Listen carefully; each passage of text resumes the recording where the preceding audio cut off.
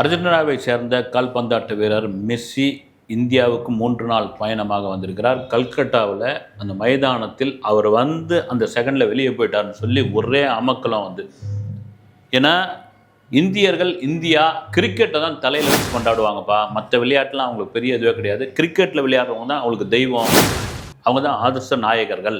Cricket தான் இங்கே பெரிய வருமானத்தையே கொடுக்குது.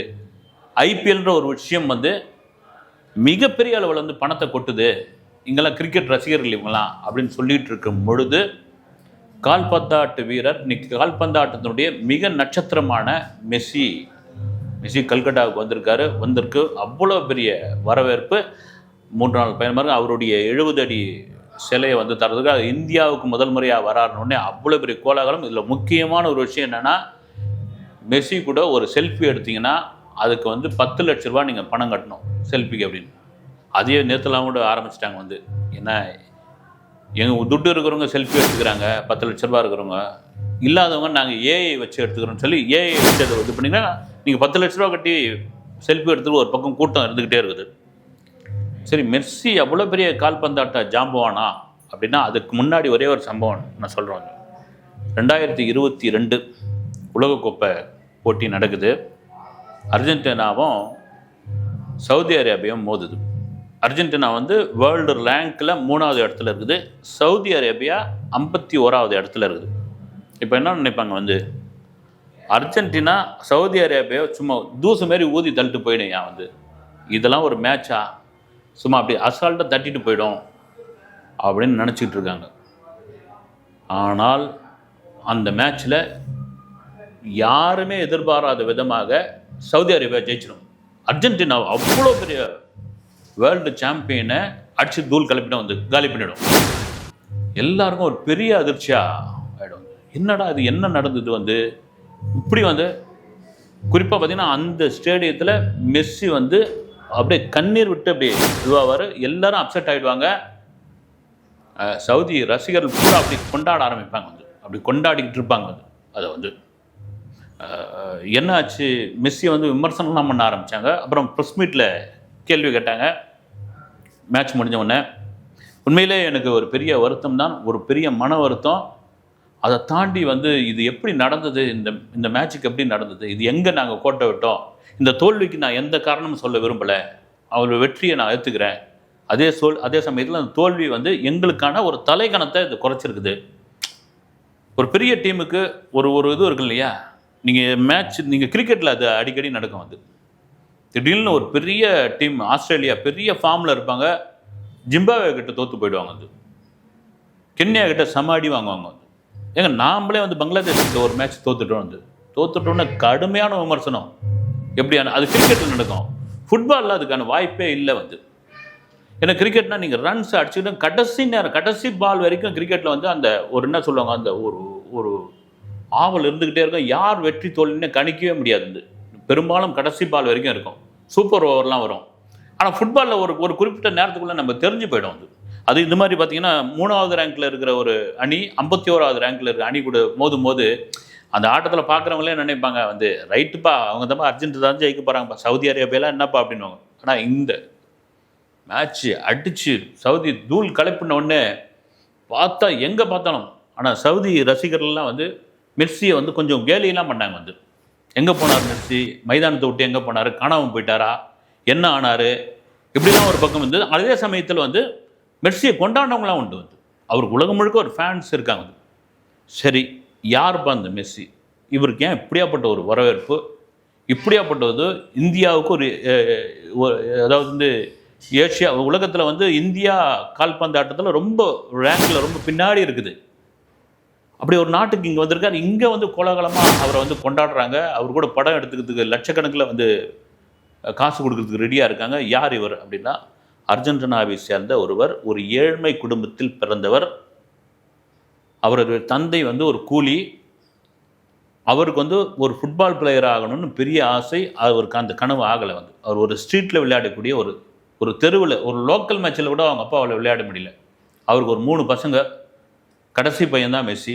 2 அண்ணனுங்க என்ன பண்ணுவானுங்க, பந்தை தூக்கின்னு அப்படி.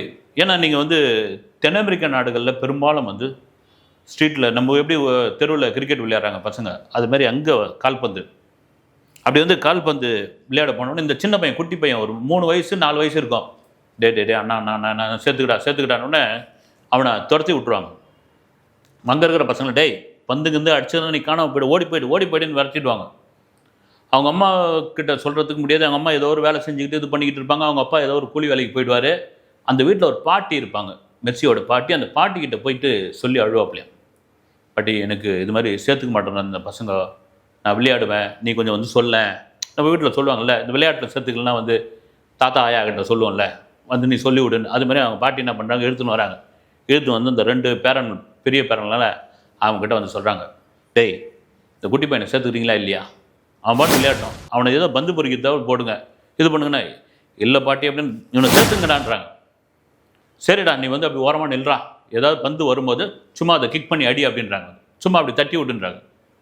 அப்படி இந்த பசங்க விளையாடிட்டு இருக்கானுங்க. அது மாதிரி பந்து வருது, இவன் அடிக்கிற ஸ்டைல், இந்த 4 வயசு பையன் அடிக்கிற ஸ்டைல் இருக்குல்ல, அப்பே பார்த்து பசங்க அப்படியே மெர்சல் ஆகுறானுங்க. ஆஹா இந்த பையன்கிட்ட ஏதோ ஒரு விவகாரம் இருக்கிறான்னு சொல்லி அவனை வந்து என்ன பண்ணுறாங்க, லோக்கலில் அந்த தெருவில் விளையாடுற டீமுக்குள்ளே சேர்த்துக்கிறானுங்க இவான்னு சொல்லி. இந்த 2 அண்ணனுக்கு பெரிய பெருமையாக மாறிது. இதை வந்து ஒரு நாள் அவங்க அப்பா கவனிக்கிறாரு. ஏன்னா அவரும் ஃபுட்பால் மேலே ஒரு ஃபுட்பால் பிளேயர் ஆகணும்னு ஒரு பெரிய ஆதங்கம் உள்ளவர். தன்னுடைய கடைசி பையனை மெர்சியை வந்து பார்க்குறாரு. ஒரு சின்ன வயசில் சூப்பராக விளையாடுறான். இவனை வந்து ஒரு அங்கே இருக்கிற ஒரு டீமில் போய், ஒரு லோக்கல் டீமில் சேர்த்து விட சொல்கிறார். வந்து அவன் ரொம்ப குட்டி பையனாக இருக்கிறான், வேணாங்கன்றாரு. சும்மா ஏதாவது வச்சுக்கங்கன்றாங்க. அவனுக்கு வந்து ஷூ, பனியன், இதெல்லாம் ஜெர்கின் இதெல்லாம் வாங்கி கொடுக்கணும் நீங்கள் அப்படின்றாங்க. அது ஓகே, கடனை போட்டு வாங்கி கொடுக்குறாரு. அந்த லோக்கல் டீமில் பார்த்தீங்கன்னா இந்த பையன் விளையாடுற பார்த்து வேறு விதமாக அவங்க கொண்டாடுறாங்க. வந்து எழுதி வச்சுங்க, இவன் எதிர்காலத்தில் பெரிய ஃபுட்பால் பிளேயராக வருவான் அப்படின்னு 2-3 கோச் வந்து அங்கே இருக்கிறவங்களாம் சொல்கிறாங்க. அது உங்கள் கனவு இந்த பையன் நிறைவேற்றோன்னு. அவங்க அப்போ கூட ஒரு பெரிய இதெல்லாம் இல்லை, விளையாடுவான். ஒரு நேஷனல் லெவலில், அர்ஜென்டினாவுடைய ஒரு நேஷனல் லெவலில் இருக்கிற ஒரு டீம், தேசிய அளவில் ஒரு டீமில் விளையாடுவான். மற்றபடி இன்டர்நேஷ்னல் பிளேயரெல்லாம் ஆக முடியாது, அவ்வளோ அங்கே போட்டி இருக்குது அங்கே. அதனால் வாய்ப்பு இல்லைன்றாரு. அவனை சூப்பராக விளையாடிக்கிட்டு வரான். இந்த லோக்கல் டீம் என்ன ஆகுது, அடுத்த கட்டமாக இருக்கிற பெரிய டீம்லாம் வந்து அவனை கூப்பிட்டுக்கிறாங்க, நீ வாப்பான்னு. நீ வந்து ஏற்கனவே பைசன் படம் வந்தது இல்லைங்களா, அது மாதிரி தான். பைசன் படத்தில் எப்படி கபடி விளையாடுற அந்த பையனுக்கு எப்படியாப்பட்ட வாய்ப்பெல்லாம் கொடுக்குறாங்க. வந்து ஒரு பெரிய டீமில், எதிரியாக நினச்ச டீம்லாம் வந்து விளையாட்டம் அந்த தம்பி அப்படின்றாங்கல்ல, அது மாதிரி மெர்சியை வந்து விளையாட கூப்பிட்றாங்க. அந்த நேரத்தில் அவனுக்கு என்ன ஆகுதுன்னா, இந்த தசை வளர்ச்சி குறைபாடு அப்படின்ற ஒரு விஷயம் வருது. இந்த ஆள் வந்து வயசு ஆகுது, ஆனால் அவனுக்கான இந்த தசை வளர மாட்டேங்குது, போன்ஸ்லாம் வளர மாட்டேங்குது, சத்து கம்மியாக இருக்குது. அதுக்கு டாக்டர்கிட்ட போய் கேட்குறாங்க. டாக்டர்ஸ் வந்து அவனுக்கு ஊட்டச்சத்து மிக்க ஒரு உணவு கொடுக்கணும், அதுக்கான இன்ஜெக்ஷன் போடணும். அப்படின்னா கிட்டத்தட்ட அன்றைய மதிப்பில் ஒரு $900 அமெரிக்க டாலர் செலவாகும் மாதத்துக்குன்னு அவர் வந்து பயங்கரமாக அதிர்ச்சி அடைகிறாரு. அதுக்கான சில ஃபுட்டுலாம் கொடுக்குறாப்புல. ஆனால் பையனுக்கு வந்து ஒரு வீக்காக இருக்கிறான். சொல்லுவாங்கள்ல, இந்த வீக்காக இருக்கிற பையனுக்கு என்ன அப்படின்னு திரும்ப அந்த கோச் என்ன சொல்கிறாரு, அவனுக்கு அந்த ட்ரீட்மெண்ட் எடுத்தால் தான் சரியாக வரும். இப்படியா சொல்லும்போது இந்த லோக்கல் மேகசின்லாம் இவனை பற்றியான செய்திகள்லாம் வந்துக்கிட்டு இருக்கு. இது என்ன ஆகுதுன்னா, பார்சிலோனா அணியோடைய மேலாளர் ஒருத்தர் இருக்கார், மேலாளர் கம் கோச் ஸ்பெயினில். அவருக்கு வந்து காது வாக்கில் அப்படி சொல்கிறாங்க. வந்து ஒரு குட்டி பையன், அப்போ 13 வயசாகிடுது மெர்சிக்கு. வந்து ஒரு சின்ன பையன் ஒருத்தன் மேரடானோ மாதிரி விளையாடிக்கிட்டு இருக்கான், அவன் கலக்கிறான் அப்படின்னு. அப்படியாயான்றாங்க. ஆமாம், வேறு லெவலில் அவன் வந்து பின்னி படல் எடுத்துகிட்டு இருக்கான் அப்படின்னு. ஆனால் அவனுக்கு வந்து அவங்க அப்பா வந்து ரொம்ப ஒரு புவர் ஃபேமிலி, ஒரு வைத்திய செலவுக்குலாம் காசு தேவைப்படுது அப்படின்னு. ஓகே, அவர் என்ன பண்ணுறாரு, அங்கேயே கிளம்பி வந்துடுறாரு, அர்ஜென்டினாவை கிளம்பி வர்றாரு. அவன் ஆட்டத்தை பார்க்குறாரு. உண்மையிலே சும்மா தெரிக்கிற மாதிரி இருக்கிறான் அந்த பையன், இவன் லேஸ்பட்ட ஆள் கிடையாதுன்னு அவங்க அப்பா கூப்பிட்றாரு. ஒரு ஆஃபர் ஒன்று வைக்கிறாரு. நீங்கள் எல்லாம் ஸ்பெயினுக்கு கிளம்பி வாங்க, இவனை வந்து நான் ரெண்டு மேட்ச்சில், லோக்கல் மேட்ச்சில் விளையாட வைப்பேன்.